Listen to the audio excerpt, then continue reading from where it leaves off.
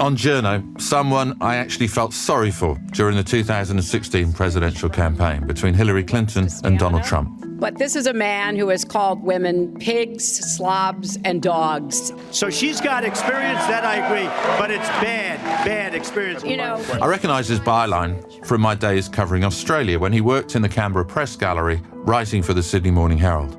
But now he was in America and working for a publication called The Hill, which was read by Washington insiders, but a small-scale outlet compared to, say, the New York Times or Politico. Please welcome the next president of the United States, Mr. Donald J.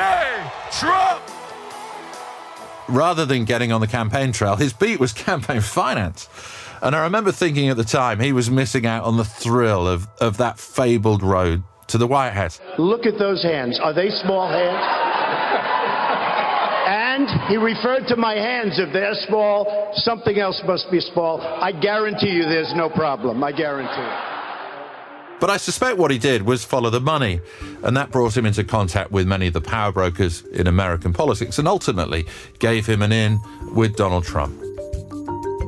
His name is Jonathan Swan, and I think you can make the argument that he's not just the most influential Australian journalist in Washington, he's the most influential Australian journalist in the world.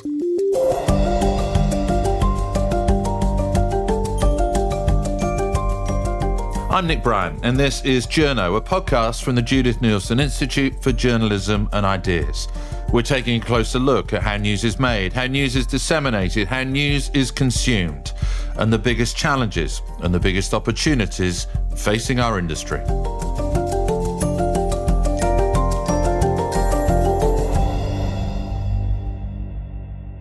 Jonathan, I mean, looking back, I often think how ironic it was that I thought you got a bit of a bum deal in 2016. Your focus was on campaign finance. Did you think that at the time, or did you see it as this huge opportunity? You followed the money, and following the money in American politics takes you into the rooms where it happens. Yeah, I mean, so that was my first reporting job in the US in 2015 was at the Hill newspaper, which is a small Beltway publication. And my beat was campaign finance, but I saw it as a terrific opportunity because so much of the power in American politics runs through the money and the donors. So what I did in that campaign cycle, at least initially, was I basically pulled up the spreadsheets online, the databases of all the donors, the big donors, and sort of categorized them by how much they were spending on each candidate. And I just methodically reached out to pretty much every single one of them. And, you know, you have a pretty small hit rate, but you get enough of them if you're relentless enough. And these are people who have direct relationships with the candidates, who are not involved in the formal staff structure. So they're getting direct information from the candidate. You can basically cut around. I'm always looking for ways that I can get around the hierarchy inside organizations. And that was just such a perfect way to do it and an efficient way to do it. And that was really my first reporting beat in the US. Now, it wasn't as if your work was going unnoticed, but The Hill, outside of Washington, it's not the New York Times, it's not the Washington Post, but, you know, presumably you got the in with some of the real big power brokers. I mean, my hunch always was that you maybe had met the Mercers, you know, Robert Mercer, Rebecca Mercer, big backers of Donald Trump. And that was opening a door for you. Well, no, they're a small publication, but at the time, all I had on my resume was the Sydney Morning Herald, and no one gives a shit about the Sydney Morning Herald in America. No one knows who they are, really, or the Fairfax or whatever. You can do whatever kind of reporting you want to do in Australia, and that doesn't make them want to hire you. You're only as good as your American sources. So I met with lots of different publications when I was in the US when I arrived in 2014, and no one wanted to hire me, and fair enough. I wouldn't have hired me probably. And thank God for Bob Cusack at The Hill, who gave me the job and gave me a chance. And my view was always, all you need is your foot in the door somewhere, and you know, if you're willing to work as hard as I am willing to work, you're going to get stories. Politico actually identified you as one of the breakout stars of 2016. You then joined a new news organisation, a startup called Axios. And your early reporting on the Trump White House really started making a name for you and helped make a name for Axios. You started coming up with scoop after scoop. Basically, I just work like an animal, and I had the benefit of Trump had a very small circle, frankly, and they weren't the usual operatives. So I actually came in to cover that White House on a level ground with every other reporter, which would not have been the case if Hillary Clinton was the president. I would have been 20 years behind in sourcing, behind many of the best reporters here. But with Trump, I wasn't. I could actually compete on a level playing field. And then it's a matter of who can hustle more than anyone else. And, you know, I've always had this view that I'm not smarter than anyone. In fact, I'm dumber than many and certainly not more talented. But I had the view no one's going to outwork me on this beat. And so you just got to make more phone calls and do more source meetings. And that's what I did. That first 2 years of Trump, 3 years of Trump, I just worked like an animal, almost killed myself. And I was actually kind of, by the end of it, kind of a corpse, actually, by the end of the Trump administration. Just felt like I'd aged about 50 years and was ready to cark it. Now, I remember speaking to one of your mentors here in Australia, and she told me something really interesting. She basically said, whenever you're feeling tired at about 9 o'clock in the evening, you've still got a couple more hours of work to do. You've still got a couple more hours of calls to make. Sounds like you've been talking to Pam Williams. Exactly, I have. And she sounded like an Aussie swimming coach almost. You know, get back in that pool and swim a few more laps. Yeah. But it sounds like you heeded that advice. Yeah, she drives me pretty hard. Oh, man, I'll probably get emotional talking about Pam. She's done everything for me. I wouldn't have the career I've had without her. Besides my dad, she's a singular figure who's built me as a reporter. And I remember I reached out to her when I first arrived at the Sydney Morning Herald as a trainee reporter. And I reached out to her for coffee, and she met for me coffee. And ever since then, she's helped me, but really coached me in some respects and helped me think through tactics and strategy, source building, and also kind of, she's a very careful reporter who talks about building a structure around you, especially when you're at a startup that's moving very fast, doesn't have many staff, at least to start off with. You have to erect your own guardrails to some extent. And it's very challenging. And anyway, she's been throughout the last 10 years just an outsized influence on my reporting.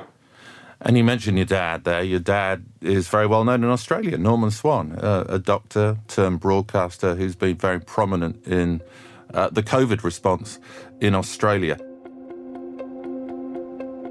Jonathan, I remember bumping into you at the White House one day. It was just before Donald Trump announced that America was going to be withdrawn from the Paris Climate Change Accord. I was elected to represent the citizens of Pittsburgh, not Paris. And although he tried to create a lot of drama around that announcement, in the way that he always did, you know, the reality TV show approach to announcements like that. I promised I would exit or renegotiate any deal which fails to serve America's interests. We were pretty confident that he was going to withdraw because you had actually broken the story the night before. And by that stage, a Swan exclusive, a Swan scoop had become bankable. I wonder what you remember of that day. Were you nervous that he might change his mind, or were you pretty sure that you'd got it right? That was the problem with reporting on Trump was in a normal universe, a president doesn't really reverse, or they can reverse a decision, but it's gone through a policy process. It's gone through, you know, deputies committees, principal committees. There's been a discussion at the cabinet level. You know, paper has gone to the president. He's deliberated. He's made his decision. He's announced his decision.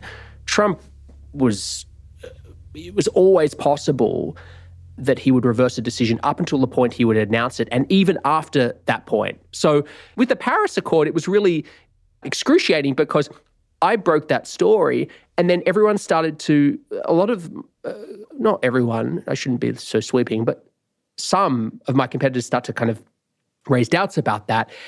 And the problem I had was, okay, I know Trump has told his inner circle that that's what he's doing.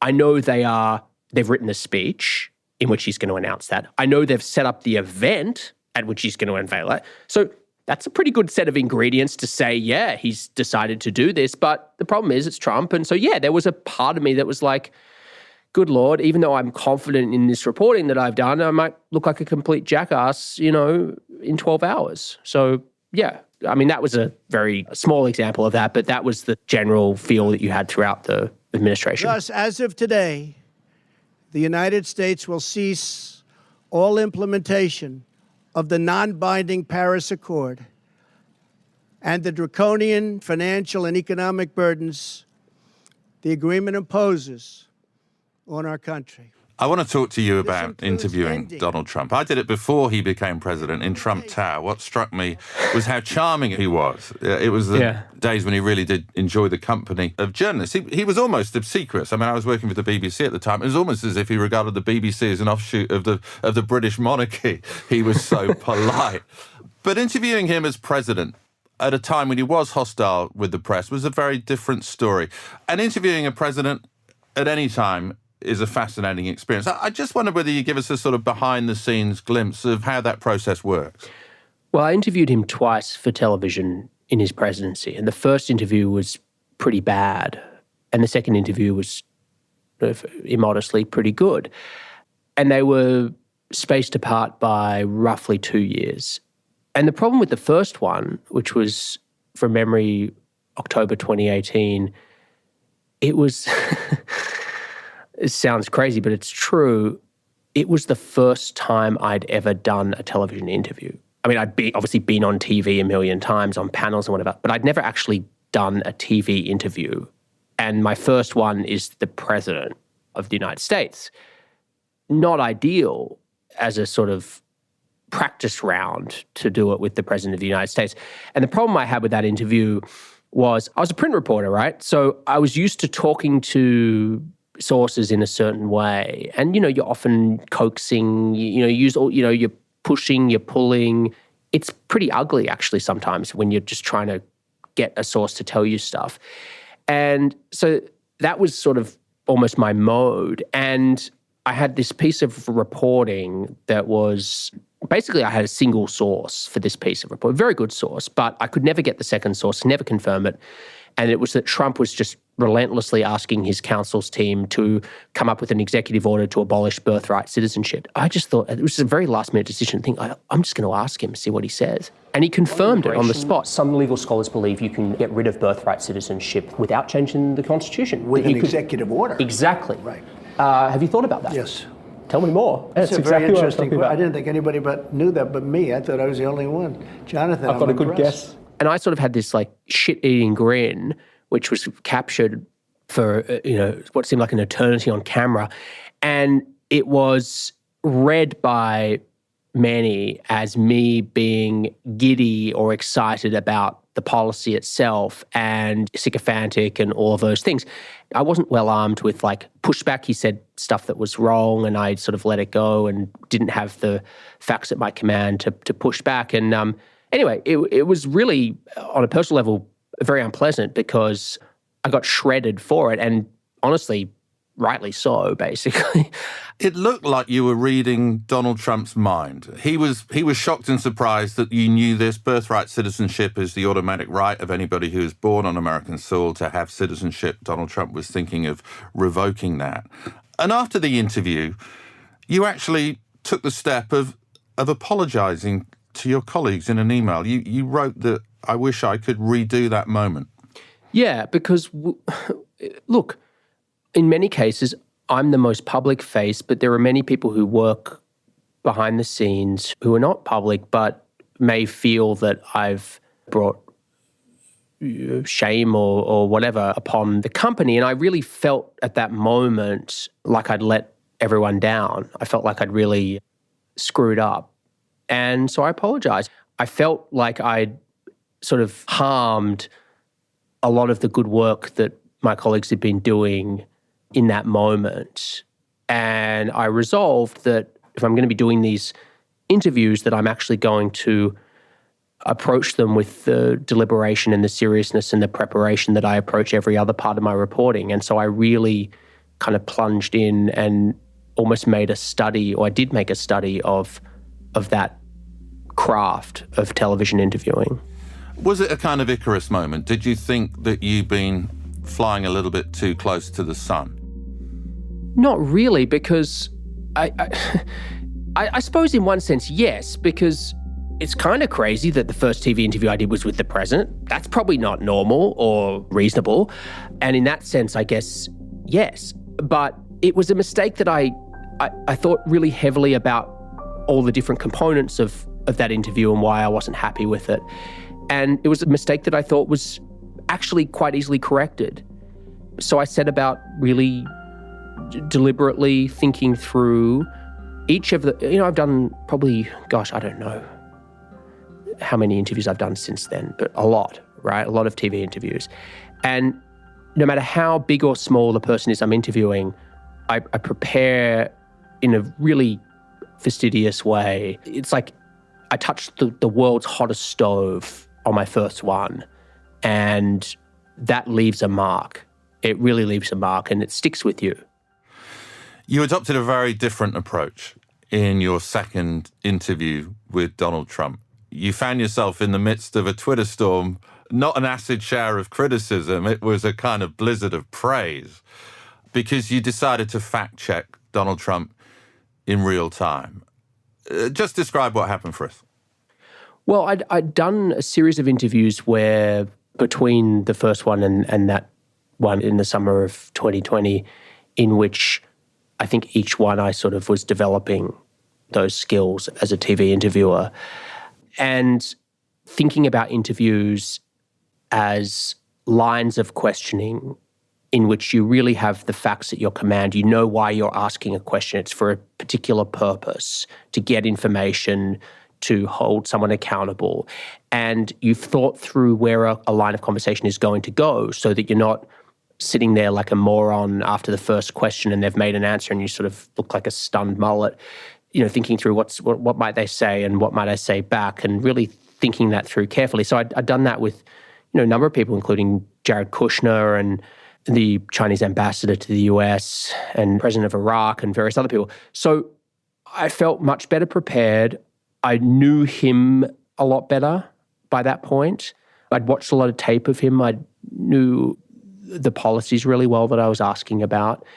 And I actually tonally was not that different. I was very professional and polite, and I wasn't actually coming in like fists flying and how dare you, sir, and whatever. It wasn't my goal to do that at all. My goal was to very professionally and politely hold the president accountable, which is your job. 140, we would have lost millions of people. And those people that really understand it, they said it's incredible the job that we've done. And again, I bring it up. Who says that? The banning China from coming in. But it was already in here by the time. It was already here. Like by the time you banned China, it came in through Europe. Nobody knew the extent. Nobody knew how contagious it was. But the question is, Mr. President, maybe China knew. By June, we knew things were bad. And the last time I was with you was the day before your Tulsa rally in the Oval, and you were saying big, huge crowd. It was indoors. By the way, these people, they listen to you. Excuse me, Jonathan. Yeah. We had a And the second interview went, better than I could have hoped it to go. But my motivations and intentions were exactly the same. As the first one. I was completely inexperienced and screwed up. I hadn't, my character hadn't changed in the 2 years intervening, or my motivations or my values. I just, gotten a little bit better at this very unusual craft, which is totally different from print journalism, and really going from interviewing people on telephone or in person for print to television, it is night and day. And it took me a while to kind of get my head around that. We have tested more people than any other country, than all of Europe put together times two. We have tested more people than anybody ever thought of. And, there are those that say, You can test too much. You do know that. Who says that? Oh, just read the manuals, read the books. Manuals? Read the What books. manuals? Read the books. What books? What test? A lot of people felt at the time that towards an office where journalists are often maybe excessively deferential. I mean, White House reporters actually stand up whenever the president walks into a room. There was this feeling that you hadn't shown that deference, and that was lauded.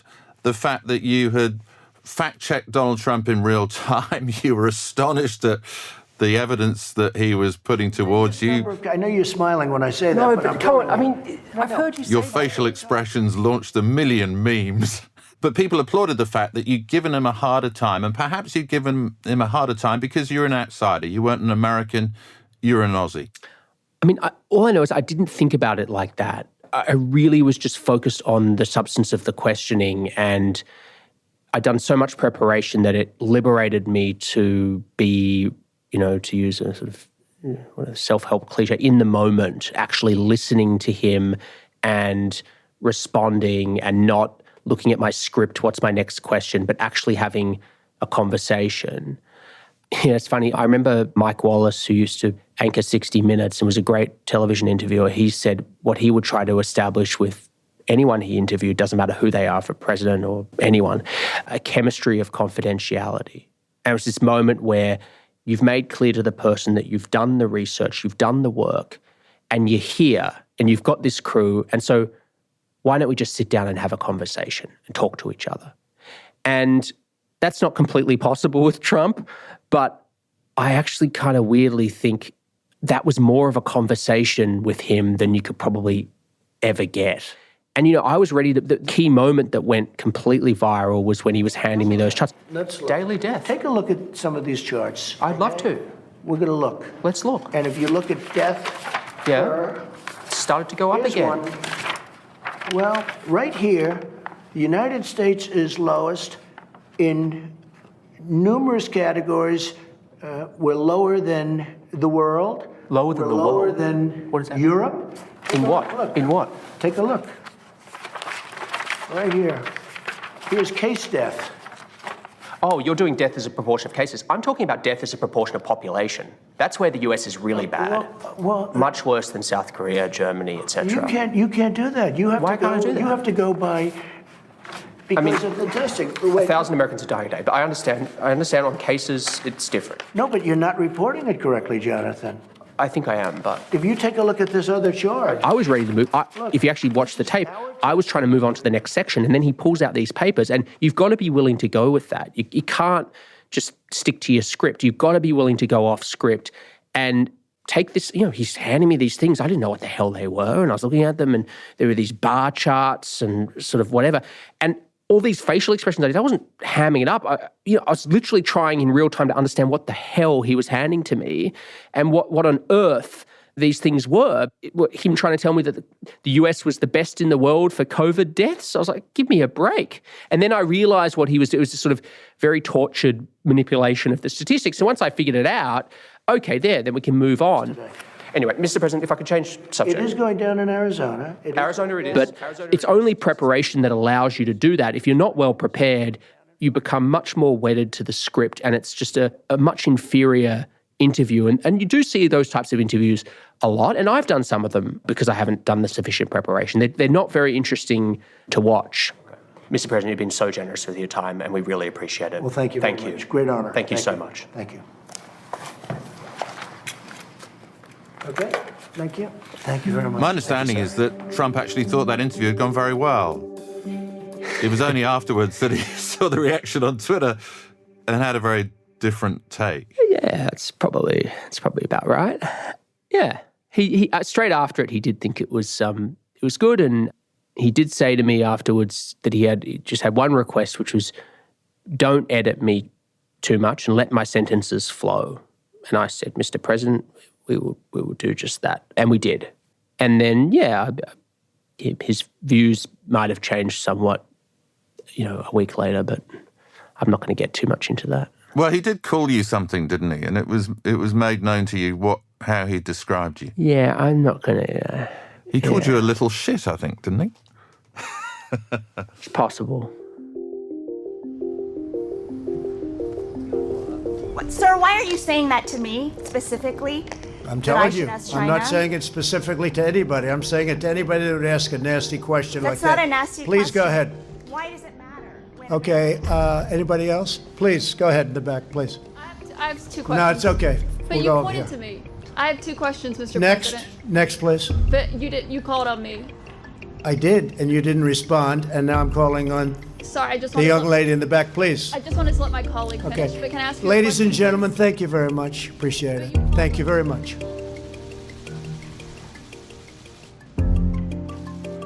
Now, a lot of reporters during the Trump years made their names in press conferences by taking Trump on in a kind of quite an aggressive way. Other people were very snarky on Twitter. They build up Twitter followerships that way.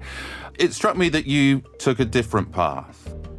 Did you deliberately do that? It seemed that you weren't as confrontational as some.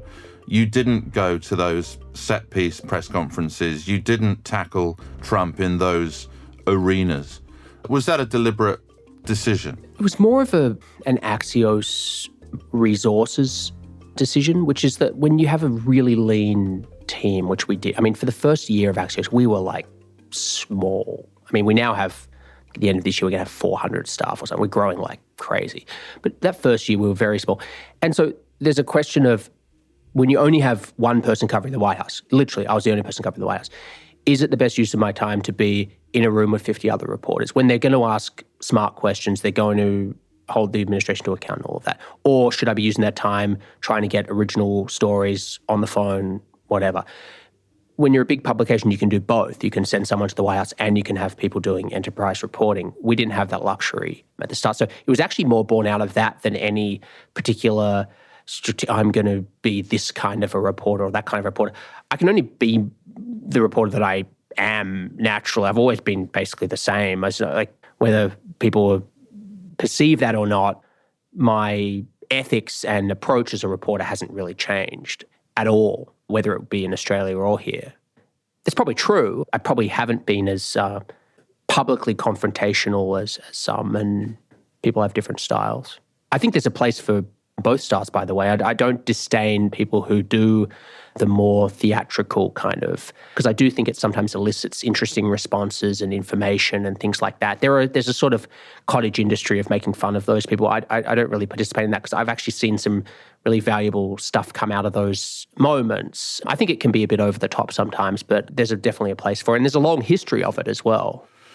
Well, you talk about the history, and that fascinates me. I mean, in the early 60s, White House correspondents were very pally with the president. Ben Bradley, who became the editor of the Washington Post, of course, was JFK's best friend. That's true. And so, my fellow Americans, ask not what your country can do for you, ask what you can do for your country. I mean, on the night of one Democratic primary in West Virginia in 1960, they actually watched a porn movie together while they were waiting for the results to come out. And then in the 1970s... I didn't know that. Yeah, no, it's extraordinary. I mean, Ben Bradley tells this story himself. Then in the 1970s, you get Watergate, and it seemed to me after that, everybody turned up in Washington wanting to be the next Woodward or Bernstein. They saw their role as sort of taking down the president. I have never been a quitter. To leave office before my term is completed is abhorrent to every instinct in my body. But as president, I must put the interests of America first. I wonder where you see your reporting fitting within that spectrum. That's a good question.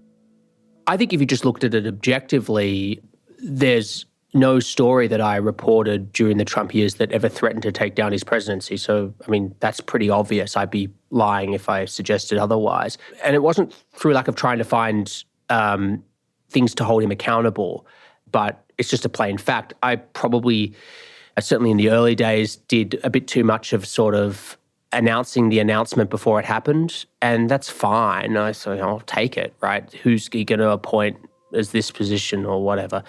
But really, ultimately, who gives a shit? Because if it's something that's going to come out anyway, okay, fine, you beat, the AP by 2 hours, who cares? The stuff I'm more proud of is stuff that I think may not have come out or certainly may not have come out in real time without my reporting. For this series, I talked to a range of senior West Wing officials, senior administration officials, senior campaign officials, and close personal advisors to the president. I did a series in the final days of Trump, a 10-part series, which was really some of the best reporting I've ever done. It was reporting in real time Trump's efforts to overthrow the election and what was happening behind the scenes. I'll take you inside the president's living quarters, inside Air Force One, inside the Oval Office for some of the most consequential meetings. And I didn't wait. I got it out in real time. And it was just one story after the other. And I think it painted a picture for the public of what was going on at this really tense and perilous moment in American history.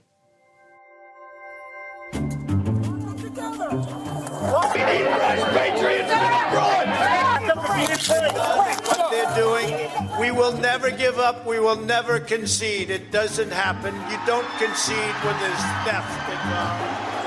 Can I speak to Pelosi? Yeah, we're coming, bitch!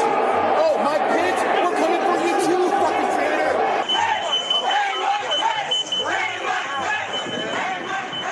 I want to talk about January the 6th. Many people regard this as a watershed moment for American journalism. The neutral voice, they would suggest, is no more. You have a situation now in America where one party, the Democrats, is wholly committed to democracy, and the other party, that's now dominated by Donald Trump, the Republican Party, is partially committed to democracy. And reporting has to reflect that. Reporters have to say that. Reporters have to underscore how much US democracy is in peril. Do you agree with that approach, or do you think that journalism should still have that neutral voice?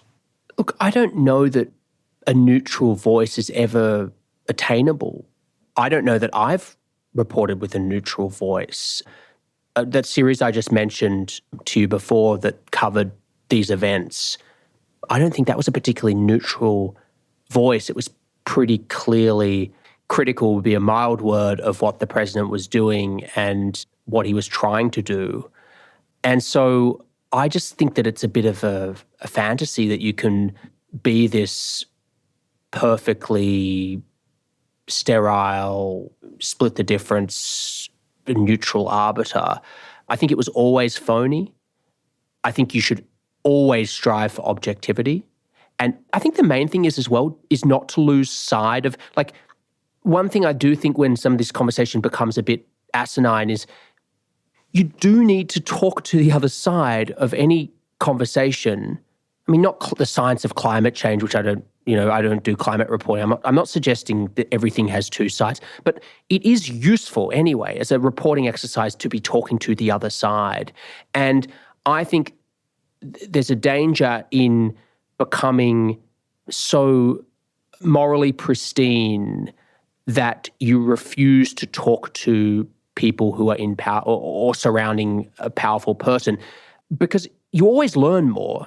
You may not think it's true and you may say that it's false, but you always learn more. You always get a richer picture of things to understand their motivations and what they're thinking and what they're doing. And you might even find, actually, here's a wrinkle in what I assume to be the gospel that you were hearing from the other camp. So I don't know if that answers your question, but my view is yes, with issues where it's pretty clear, like the president lost the election, he pretended he won the election, he tried to overturn the election, and that was thoroughly undemocratic. Those are all stone cold facts. I don't know whether that's a neutral voice in which I just dictated that to you, but like those things happened. And if you're too scared to say what happened, then you should find another career. You should be a PR executive or something else, because you shouldn't be a journalist.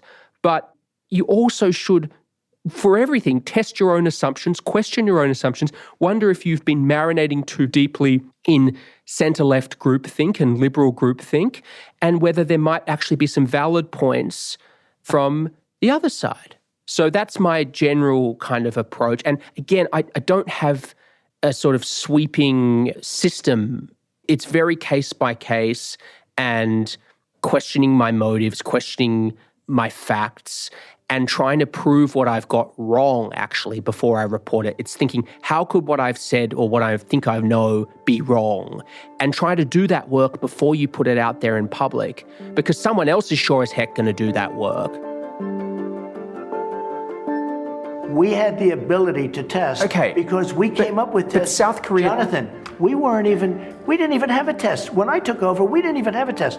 Now, in all fairness, why would you have a test? There was no test. The virus for didn't this. exist. How would you have a test? Jonathan Swan is a phenomenon, but so much of his success comes from following some really basic journalistic principles, practices, and processes to build a network of contacts, to work that network not just hard, but tirelessly, to be honest, decent, scrupulously fair.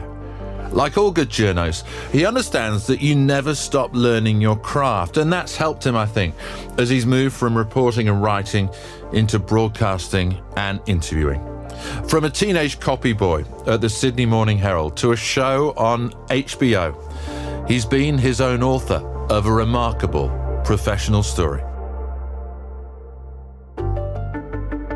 Jonathan, has fatherhood slowed you down? Are you still making those calls at 9 o'clock at night? Are you still leaping back in the pool to swim a few more laps before you go to bed? It's definitely difficult. I'm trying to I still haven't figured out how to... Be nice if I was more talented and then I could not work as hard and still do good stuff. But when you orient your whole life around work and then suddenly you've got to not have your whole life around work, it's definitely an adjustment, and I haven't figured it out yet, frankly. But I don't want to be an absent father.